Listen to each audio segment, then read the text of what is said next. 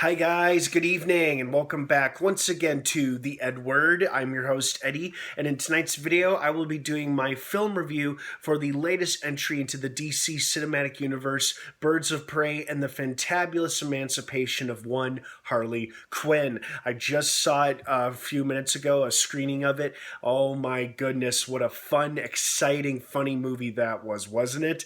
Oh man, so much happened and there's a lot to talk about. Now, before I go on, of course, please be warned, this is a spoiler-filled film review. If you have not seen this movie yet and you would like to, do not keep watching or listening to this film, as I will be discussing spoilers, key scenes, character details, plot stuff, all that jazz. So you have been warned. That being said, let's dive right into it. What a fun movie. I was hoping it was going to be fun, exciting, and action-packed, and that's exactly what they gave us. And there was some awesome, well-developed characters with some pretty solid backstories, and then just stories in general.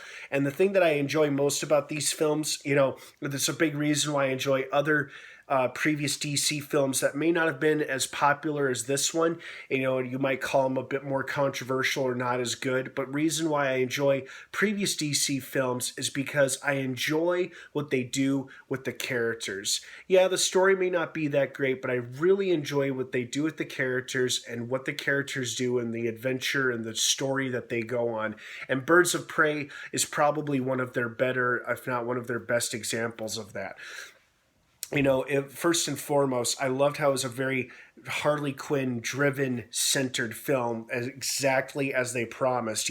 Almost like I feel like 70% of this was all centered and about Harley. She narrates this movie, which was hilarious as well.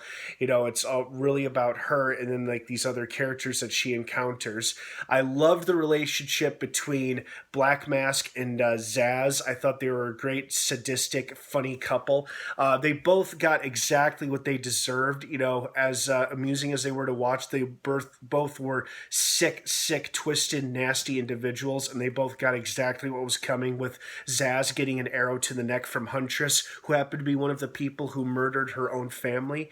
And then, of course, Cassandra Cain, who didn't get to do a whole lot of ass kicking during the fight scenes. However, she did pull the pin that she then placed on Black Mask, who blew up before he could hit the water and sent his body in shattering into pieces in the ocean, which was awesome. That got a huge reaction and a big round of applause from the theater, which was a packed house. The audience was great and really receptive to the movie, as I think most of us were there for. I gotta say, I do have one criticism. There's one thing that I'm very, very disappointed about. I was grateful that he got some screen time. I just would have preferred if he had more. I thought they were going to utilize Bruce the Hyena more. Like the trailer implied, showed Harley buying him in a pet store, but they didn't really show us anything else beyond that, like what he was going to do. I was kind of hoping he would show up for the final battle, or maybe he springs out of frame, like from out of frame, and he attacks one of Black Mask's men, or maybe Black Mask himself. But sadly, that did not happen. I knew he did. I knew he wasn't killed in the house explosion. I knew he obviously survived that. But I was really, really hoping they would utilize him a lot more and they'd give him just a lot more stuff to do because he's such a cool-looking animal. But I'm grateful for the screen time that he did get. At least he killed and ate the nasty pet store owner, which was pretty cool. Even though that was more of an off-screen death, that was still pretty awesome.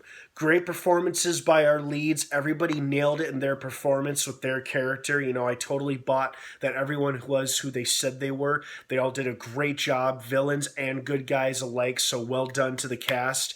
Movie felt and looked great. Good pacing, great action sequences, awesome fight scenes. I mostly wanted a film where I was going to watch Harley Quinn and the other ladies just nonstop ass kicking, and that's pretty much what we got, which wasn't nonstop, but we got a good amount of awesome ass kicking. Like, everybody was an extremely talented and capable fighter, beating the hell out of thugs and bad guys. And it was just so awesome to see that go down.